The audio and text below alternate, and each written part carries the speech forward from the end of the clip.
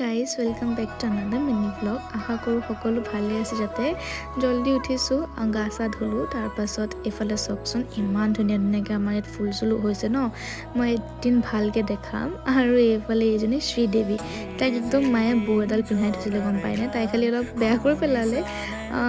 আমি ভাবিছোঁ এনেকৈ জেনিকো অলপ জুনুকা এটা পিন্ধাব লাগিব, কাৰণ ইমান উৎপতীয়া, ক'ত যায় কি কৰে একো গম নাপাওঁ। দেখিছেই নহয়, মেকুৰীটোক মানে শান্তি নিদিয়ে। থাৰ্চডে আছিল, মায়ে এনেকৈ ডিমৰ আঞ্জা বনাইছিলে, আলু ভাজি বনাইছিলে, দাইল, সেয়াই আৰু ভাত খালোঁ।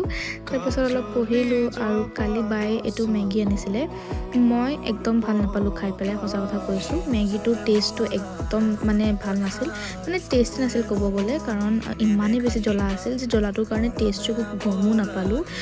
যদি ট্ৰাই কৰে জনাব কেনেকুৱা পায় আপোনালোকে মোক।